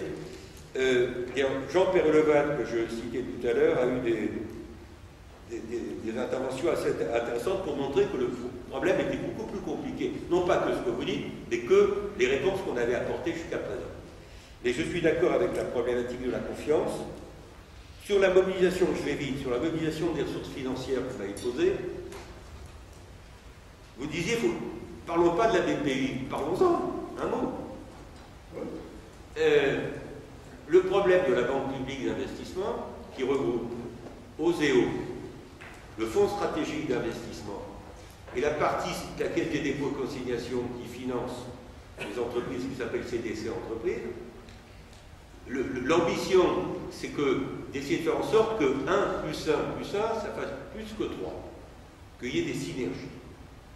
C'est ça. Si 1 plus 1 plus 1, ça fait exactement 3, on sera passé à côté de l'objectif. Et la BPI n'apportera rien. Bon, donc là, c'est trop tôt pour répondre à cette question. Simplement, par rapport à une problématique de mobilisation d'épargne, la BPI, ça va donner à peu près une force de frappe de 60 milliards d'euros. C'est à peu près ce qu'on a en tête. C'est bon à prendre, dans un contexte où on a besoin de financement, en particulier pour les PME, c'est bon à prendre, ça va pas régler tous les problèmes de financement. D'où ce que vous avez rappelé, ce que j'avais dit moi dans mon propos initial, il faut essayer de mobiliser au-delà. Bon, et vous disiez, pourquoi pas essayer de mettre en place, j'appellerais une tuyauterie, mais c'est pas péjoratif, moi aussi je parle de tuyauterie. Quand j'ai dit il faut essayer d'attirer un peu plus de l'épargne des ménages pour financer des dépenses d'avenir, c'est un problème de tuyauterie, de canalisation, si vous voulez raisonner tuyau. Bon, et vous le dites au fond, pourquoi pas essayer de mobiliser une partie plus importante de l'argent du livret A, du livret de développement durable, des produits logements, plans d'épargne, compte d'épargne logement auprès des banques, etc., pour financer la même chose que ce que je dis, c'est-à-dire les dépenses d'avenir. Il me semble que vous posez derrière votre question la problématique du circuit du financement du logement social en France. On est aujourd'hui dans un contexte où le rôle central est joué par la Caisse des dépôts et consignations. C'est la CDC qui récupère la grosse masse de l'argent du livret A, qui transforme cette épargne à long terme en investissement dans le logement social. Bon. Alors, est-ce qu'il faudrait que la CDC s'implique plus qu'elle le fait dans des financements d'un certain nombre de projets hors logement social, c'est un peu ça la question. Par exemple, qu'elle finance plus qu'elle le fait des projets liés au développement durable. Moi, je pense que la question est ouverte. Je suis persuadé que l'actuel directeur général de la Caisse des dépôts, Jean-Pierre Jouyet, pour ne pas citer, est totalement ouvert à cette problématique. Bon, ça impliquerait une évolution. Moi, je vais vous dire, c'est toujours un peu dangereux de créer de nouvelles institutions pour régler les problèmes existants. C'est très français. Quand on a un problème, on crée une institution, puis ensuite on a des problèmes de faire fonctionner l'institution, des problèmes de coordination. Moi, je suis intervenu pas mal dans des pays en développement qui avaient des banques de développement. Et quand vous faites le bilan des banques de développement dans les pays du Sud, j'ai travaillé sur la banque de développement de la Tunisie, c'était avant Ben Ali ou Bourguiba. J'ai travaillé sur la banque de développement dans d'autres pays du Maghreb, au Maroc, etc., dans des pays d'Afrique subsaharienne, des pays d'Afrique noire. Les bilans des banques de développement, le bilan est assez mitigé. Bon, je n'ai pas d'explication principale, disons que ça n'a pas très bien fonctionné. Donc plutôt que dire, c'est pas ce que vous avez dit, mais c'est votre question qui m'y amène, plutôt que dire pourquoi pas créer en France une banque de développement à côté de la Caisse des dépôts et de conciliation, ou à côté de la Banque publique d'investissement, moi je pense qu'il faut plutôt réorienter ce qui existe, les institutions existantes. Je suis prudent, les Français aiment beaucoup l'inflation institutionnelle. Quand on a un problème, on crée une institution, puis ensuite on traite les problèmes de coordination posés par la création des institutions. Alors, le crowdfunding, la finance participative. Il se trouve que je suis régulateur parce que je suis au collège de l'AMF, l'autorité des marchés financiers. J'ai été régulateur bancaire pendant 15 ans, pendant 20 ans auprès de la Banque de France, et depuis 2 ans, je suis au collège de l'AMF. Hier, au collège de l'AMF, c'est pas trahir un secret d'État, on a évoqué le problème de crowdfunding, qu'on appelle en français la finance participative. Je regardais les chiffres. Depuis 2010, la finance participative, ce qu'on appelle crowd ça veut dire la foule, le financement par le peuple au sens par le nombre. La finance participative au sens de crowdfunding, depuis 2010, ça a mobilisé à peu près 6 millions d'euros pour le financement de 15 000 projets. Ça veut dire qu'il s'agit de financer des petits projets. Alors c'est pas parce qu'ils sont petits qu'ils ne sont pas intéressants par rapport au problème de la croissance. Moi je pense que c'est une finance qui va se développer. Comme vous l'avez dit, ça passe par Internet. Et donc ce qui passe par Internet, ça va de plus en plus se développer. Le problème qui peut se poser à nos régulateurs, et là je parle en tant que membre du collège de l'AMF, c'est qu'il faut éviter qu'il y ait un accro sur ces problèmes de financement. Si un jour, il y a des investisseurs qui perdent leur mise parce que le projet qu'ils ont financé se révèle totalement foireux, pour parler un mauvais français, il y a des problèmes de confiance. On va retrouver des problèmes de confiance. Donc la question qui se pose à nous en tant que régulateurs, c'est est-ce qu'il faut intervenir, à quel moment il faudra intervenir pour fixer les règles du jeu. Pour l'instant, il n'y a pas de réglementation. Il n'y a pas de réglementation vraiment en France du crowdfunding. Les États-Unis, qui ne sont pas un modèle pour nous en matière de réglementation bancaire et financière, la crise vient de chez eux quand même, les États-Unis pratiquent depuis longtemps le crowdfunding et ils ont, dans la mesure où ils le connaissent depuis longtemps, ils ont fixé des règles du jeu. Je regardais la situation dans les pays d'Europe autour de nous, chacun fait ce qu'il veut. Et la question que j'ai posée hier au collège de l'AMF, j'ai dit, est-ce qu'il ne faudrait pas que l'Europe regarde un peu à harmoniser au niveau européen les règles, puisque par Internet, moi je peux financer des projets en Allemagne, aux Pays-Bas, n'importe où. Si Internet permet des opérations à distance, il permet justement des opérations de crowdfunding transfrontalières. Donc dans ce cas-là, il faudrait voir si au niveau européen, il ne faudrait pas se mettre d'accord sur un minimum de règles. Voilà le genre de questions posées aujourd'hui. Alors, Pervenche, juste un mot sur en toile de fond de tout ça. Je veux dire, pour moi, ce que j'ai dit, c'est pas le modèle ancien. Ce qu'on fait depuis 50 ans, c'est pas du Schumpeter, si tu m'as écouté. C'est pas du Schumpeter. On fait du Keynes depuis 50 ans. On fait pas du Schumpeter. Donc, je ne suis pas en train de réhabiliter la politique keynésienne d'après la guerre. C'est pas du tout ça que je propose. Je dis au contraire que moi qui suis ailleurs par pas mal de côté keynésien, je pense qu'on est rentré dans un monde où les problèmes importants, ça ne veut pas dire qu'il ne faille pas se préoccuper d'analyse keynésienne et de régulation de la demande à court terme, mais que les problèmes importants pour savoir si on reste en première division, nous, Europe, et donc aussi la France, si collectivement l'Europe reste en première division par rapport aux pays émergents, par rapport aux États-Unis, ou si on tombe en deuxième division, c'est, je pense, notre capacité à relever les défis de la compétitivité et de l'offre compétitive. Et ça, c'est pas ce qu'on fait depuis 50 ans, je suis désolé, c'est pas le modèle ancien. Faire du Schumpeter, dire l'important c'est de faire une politique de R&D, l'important c'est de financer les dépenses d'avenir, c'est pas vraiment ce qu'on a fait depuis 50 ans, droite et gauche réunies. Et les premières réformes structurelles, c'est la suppression d'investissements en matière d'éducation.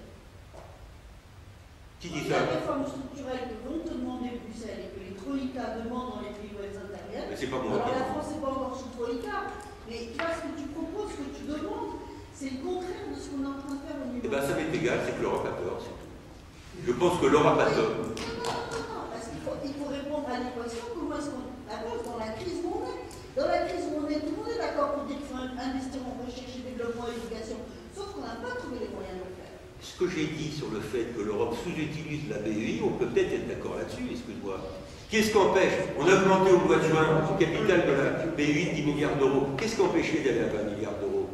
La BEI, elle est notée 3 aujourd'hui par les agences de notation. Qu'est-ce qui empêche? C'est pas toi, c'est pas moi.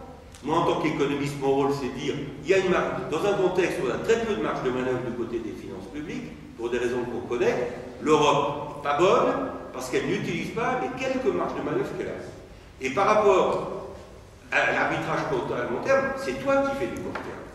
Moi, au contraire, je dis c'est toi qui fais du court terme quand on te dit regarde ce qu'on fait à Chypre. On éteint l'incendie. Bien sûr qu'on éteint l'incendie à court terme, mais il faudrait dans le même temps arriver à traiter les problèmes de long terme. Sur l'agenda de Lisbonne, l'Europe a été nulle. On a remplacé l'agenda de Lisbonne par ce qu'on appelle l'agenda Europe 2020, sur lequel on risque d'être aussi nul.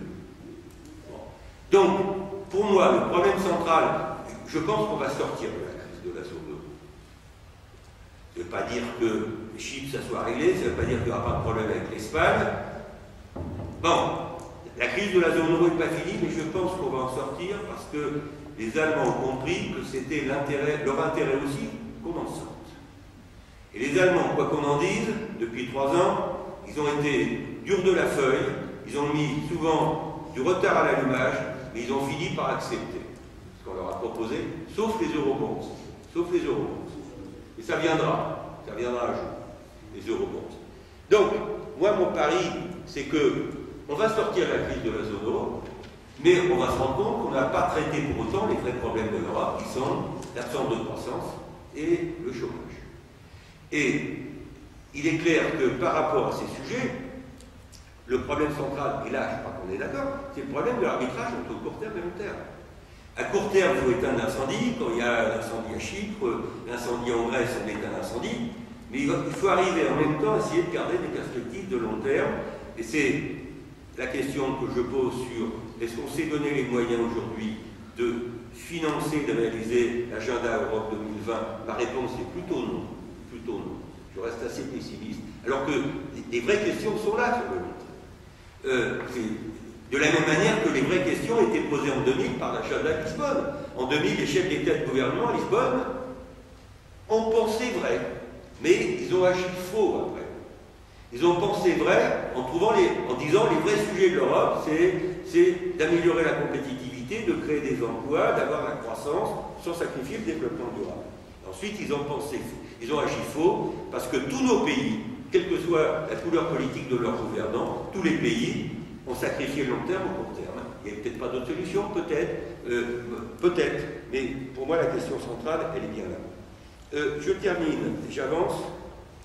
Votre affaire d'Europe au sein du monde, sur les histoires de CO2, si vous voulez, il me semble que vous posez la question suivante. Je comprends votre question de la façon suivante. Si les Chinois ne veulent pas jouer le jeu de la réduction des émissions de gaz à effet de serre, alors que, vous l'avez dit, ils représentent un élément important du problème, et s'ils ne veulent pas représenter un élément important de la solution, est-ce qu'on a un moyen de pression pour les obliger à faire ce qu'ils ne veulent pas faire. C'est un peu ça la question. Les Chinois, enfin, non mais je prends les Chinois, je pourrais prendre d'autres. Hein? La plupart des pays qui vont se développer. Non, mais je ne fais pas de fixette sur la Chine. Je ne fais pas de fixette sur la Chine, je prends ça à titre d'exemple. Parce que du point de vue quantitatif, la Chine, c'est peut-être plus important par rapport aux émissions de gaz à effet de serre que le Brésil, même si le Brésil est un pays émergent important. Bon, et donc, est-ce qu'on a les moyens de pousser les Chinois à faire ce qu'ils ne font pas spontanément? La réponse aujourd'hui est non. Et c'est une des raisons pour lesquelles les conférences internationales sur ces sujets de changement climatique depuis 2-3 ans débouchent sur rien. On se réunit et on n'avance pas, on est même plutôt en train de reculer. Et je pense que le fait qu'il n'y ait pas nécessairement un seul point de vue européen sur ces sujets-là fait que l'Europe a plus de difficultés à peser sur le reste du monde. Les autres sont trop contents de s'enfoncer dans les défauts de la cuirasse européenne. Bon, voilà, c'est la géopolitique que vous posez, c'est un problème très important, c'est de l'économie politique, au sens propre du terme. Voilà ce que je peux dire en 10 secondes. Lutter contre les paradis fiscaux, on a fait des progrès, mais il reste encore beaucoup à faire. Depuis le G20 de Londres d'avril 2009, le problème qu'on a, il y a plusieurs problèmes, pour faire bref, c'est que d'abord les pays développés, eux-mêmes, ne peuvent pas faire l'action parce qu'ils ont chacun un ou plusieurs paradis fiscaux. Je ne pense pas à Monaco qui ne fait pas partie de la France, c'est un État indépendant. Mais si vous prenez la Grande-Bretagne, elle est propriétaire des îles anglo-normandes, Jersey et Guernesey, qui sont de fait un paradis fiscal. Bon, nous avons en Europe nos propres paradis fiscaux. L'Irlande, avec le taux de l'impôt sur les sociétés à 2,5%, est un paradis fiscal. Le Luxembourg, quoi qu'il en dise, est un paradis fiscal. Chypre était un paradis fiscal et réglementaire.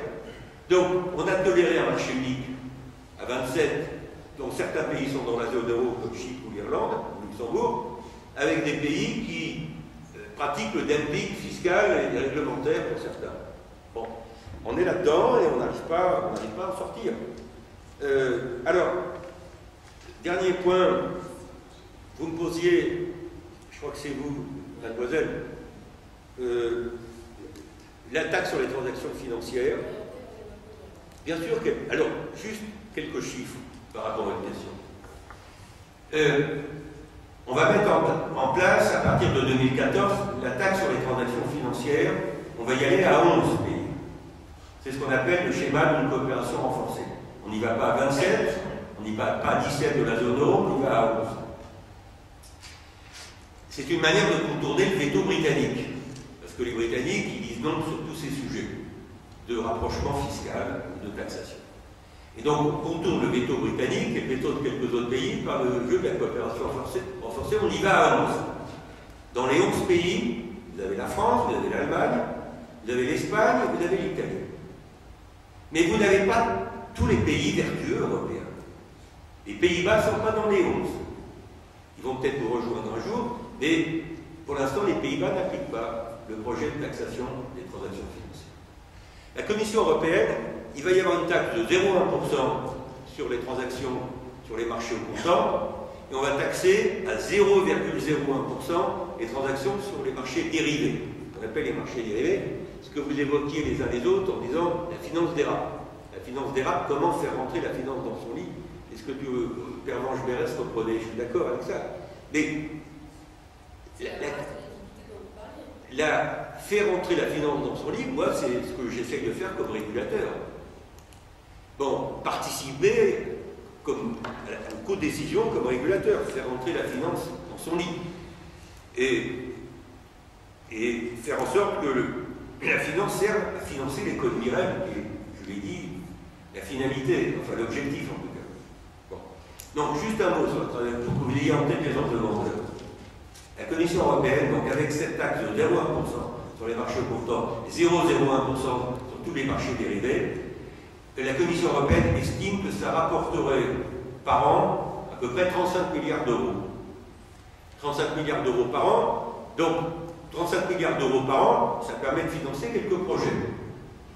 Je pense que cette estimation de la Commission est une estimation par excès. Parce que la Commission européenne, pour faire ce calcul de 35 milliards d'euros, si on applique à 11 pays la taxe sur les transactions financières à partir de 2014, La Commission européenne ne tient pas compte d'un fait évident que quand vous appliquez une taxe, il y a derrière tout de suite un effet d'assiette. Quand vous appliquez une taxe, les volumes baissent. Bon, ils se délocalisent vers les pays qui n'appliquent pas la taxe. Il va y avoir une partie de l'activité qui va se délocaliser vers Londres, qui n'applique pas la taxe. Les problèmes d'arbitrage réglementaire, de délocalisation, qui réduisent l'assiette. Et donc, quand la Commission dit que ça fera 35 milliards d'euros par an, je pense que c'est une estimation par Excel. Ça fera moins parce qu'il y aura un effet d'assiette qui fera que ça sera plutôt 25 ou 30 milliards d'euros. Alors c'est toujours bon à prendre. On peut prendre ça, on peut prendre d'autres taxes. L'une d'entre vous parlait d'autres taxes. Voilà, ça peut aider. Ça peut aider, il faut tout prendre. Il faut prendre la BI, j'ai évoqué, il faut peut-être prendre ces taxes, etc. Mais pour l'instant, l'utilisation de cette taxe n'est pas claire. Est-ce que cette taxe va être communautarisée ou est-ce qu'elle va être nationalisée? Est-ce qu'elle va être une recette du budget européen ou est-ce qu'elle va être une recette des budgets nationaux dans un contexte où les pays cherchent à réduire leur déficit public? Les recettes publiques sont rares, elles sont rares et chères. Donc la tentation pour chaque État, ça va être d'essayer de récupérer une partie de ces taxes. Et pour réduire son déficit public, plutôt que pour financer des projets. Donc, vous voyez, c'est assez compliqué de boucler la boucle ici. Et vous me disiez, dernier point que j'avais évoqué, je crois que c'est vous, des problèmes de gouvernance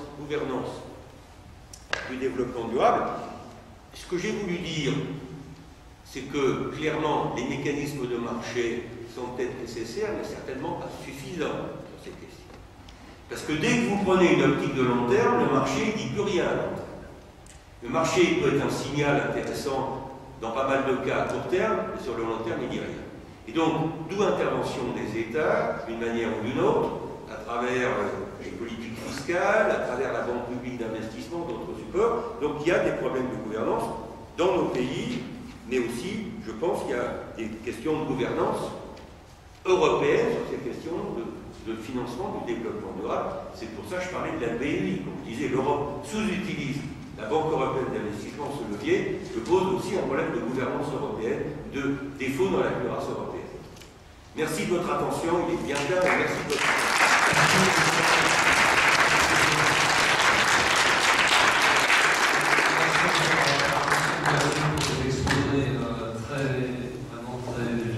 Qui a couvert énormément de sujets. Je voudrais aussi dire merci ici à Pierre-Pascal Boulanger, que j'aperçois, qui est l'organisateur de